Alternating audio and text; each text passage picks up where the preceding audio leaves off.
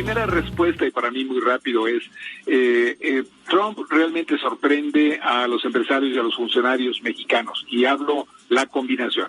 Los empresarios y los funcionarios mexicanos estaban seguros, convencidos que en los próximos 2, 3, 4 semanas incluso ya se aprobaría el TEMEC, y por lo tanto todo lo que veían era una disposición positiva de Trump, de su gobierno.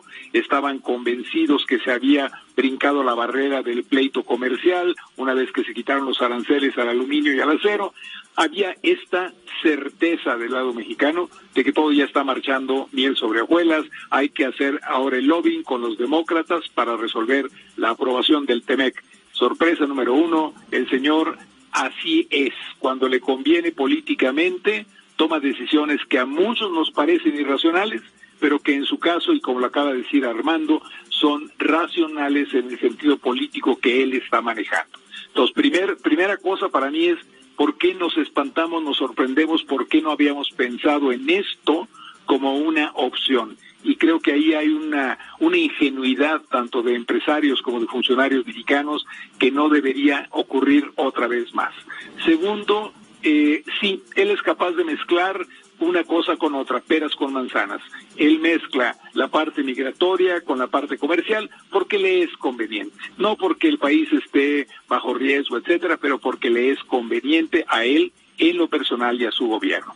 Y la respuesta mexicana manda un mensaje: no hay plan, no tenemos plan de reacción.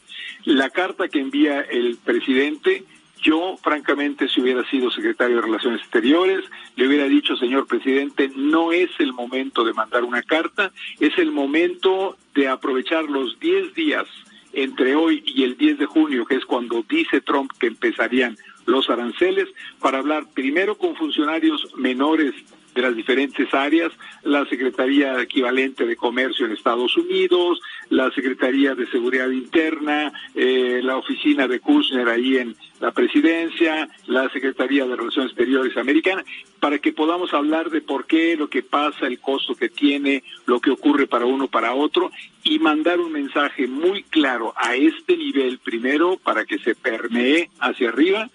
Si ustedes ponen aranceles, nosotros ponemos aranceles. Esto va a ser una guerra inútil para ambos, pero vamos a actuar con firmeza porque ustedes están provocando esta crisis, no nosotros.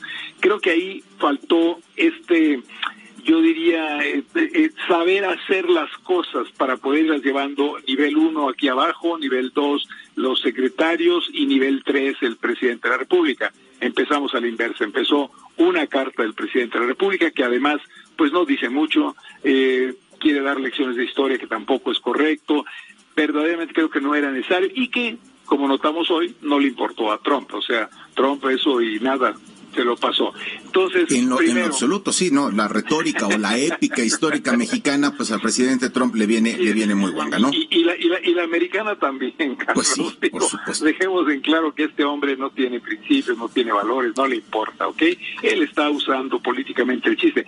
Y nosotros caemos en la trampa, Carlos. Ese es el problema, no deberíamos caer en la trampa, ¿ok? Doctor, parecería, y usted me corrige, pero parecería que hay como dos rutas, por lo menos posibles, en términos muy teóricos. Donald Trump toma el comercio como rehén para querer resolver o que México resuelva una urgencia migratoria, que es otro capítulo. México decide abrir el diálogo, trabajar en ese sentido. Ahí va el canciller Marcelo Ebrard a Washington a esperar a que lo reciban al equipo mexicano, en fin.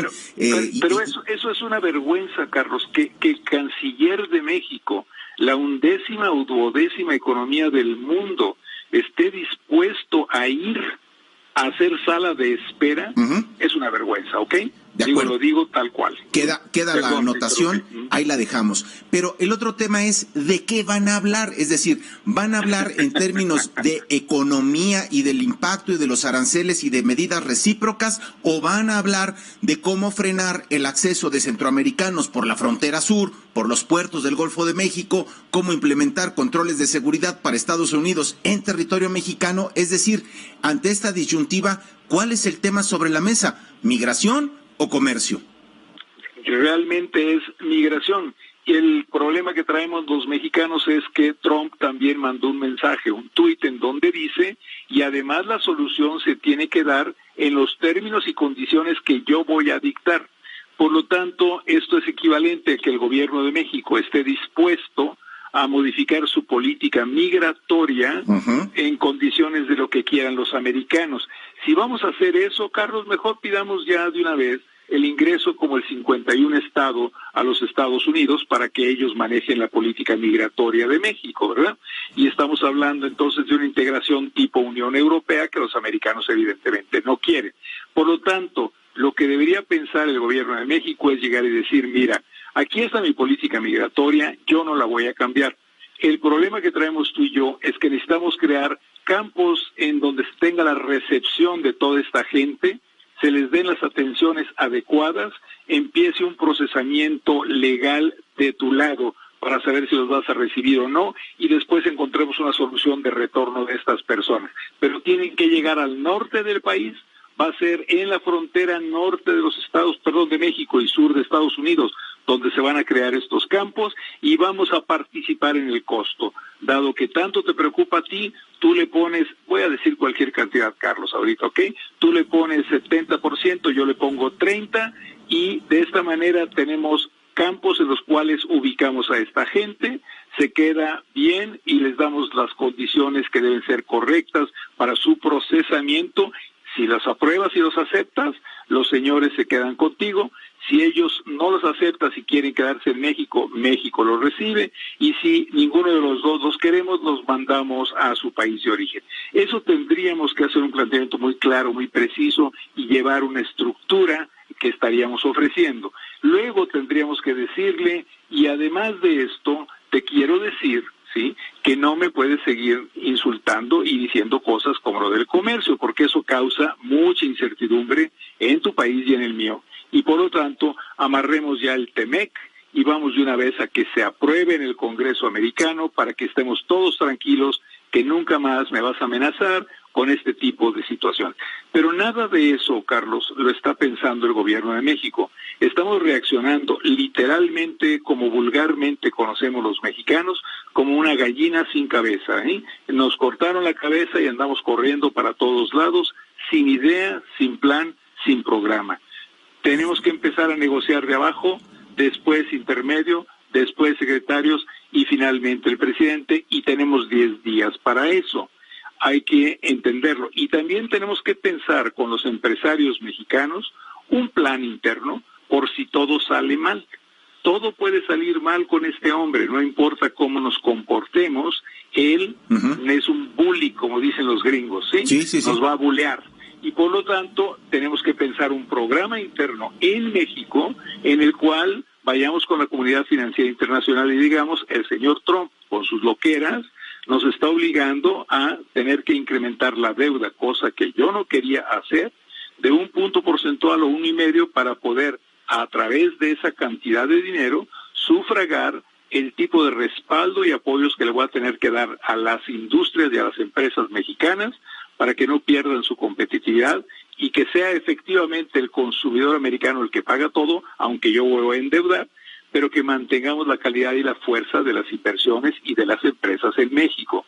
No hay tampoco nada de eso que se esté preparando en economía, que es la secretaría que correspondería plantearlo junto con la Secretaría de Hacienda. Y finalmente, en términos políticos, perdón, doctor, por ejemplo, Coparmex, ¿no?, con declaraciones cada semana, y en esta ocasión pues no es la excepción, diciendo que hay que ser muy firmes, ¿no?, frente a Estados Unidos, o los gobernadores en la CONAGO diciendo que respaldan al presidente.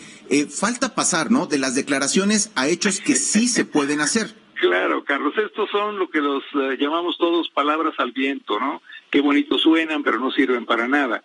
Sentémonos todos, hagamos un plan y aceptemos que si Trump se va a esta loquera, ya no del 5, Carlos, del 25% que está hablando de aranceles, tenemos que pensar como empresas mexicanas, como industria internacional ubicada en México y como gobierno de México, cómo vamos a responder para que no se pierda productividad, para que no se pierda competitividad y para que sigamos penetrando ese mercado de Estados Unidos y así dejemos con un palmo de narices a Trump, al mismo tiempo que tenemos que hacer un esfuerzo, desafortunadamente, por la locura de un presidente en Estados Unidos que no entiende de valores, que no entiende de principios, que no entiende de leyes y legalidad. Y demostrar que nosotros sí lo hacemos, pero con un plan. Y yo no veo ningún plan, veo muchas declaraciones, muchos cuentos, muchos viajes y nada efectivo. Y ese es el gran riesgo que estamos viviendo. No está del otro lado, está de nuestro lado. Y está de nuestro lado porque todo el mundo piensa que no va a pasar, que lo que va a ocurrir es que después de la tormenta, Armando lo mencionó en su comentario contigo, lo que va a resultar va a ser que el señor se va a echar para atrás o no lo va a cumplir. Eso puede ocurrir, la probabilidad es muy alta, pero no deberíamos estar pensando que el milagro va a ocurrir. Deberíamos estar pensando, si lo peor se da, ¿cómo lo vamos a resolver nosotros? ¿Cómo lo vamos a trabajar nosotros? Muy bien, pues doctor Luis Ernesto Derbez, le aprecio mucho estos minutos, le aprecio mucho el comentario, la reflexión, una mirada interesante, crítica, sobre cómo reaccionar en esto que, doctor, ya nada más nos queda un minuto, pero le pediría, no existen rankings, pero con perspectiva histórica, México y Estados Unidos, con estos 3,000 kilómetros de fronteras, con 24 millones de mexicanos allá, en fin, con estos flujos migratorios y con tantos años a cuestas de historia, ¿será esta una crisis importante, destacada en la historia entre ambos países, o será simplemente un episodio más de cierta tensión en ciertos aspectos? En este momento es un episodio más, Carlos, pero si el señor, como todo parece indicar, está tan deschavetado que puede llevar a cabo estas medidas, se va a convertir en una de las crisis más importantes de nuestra historia.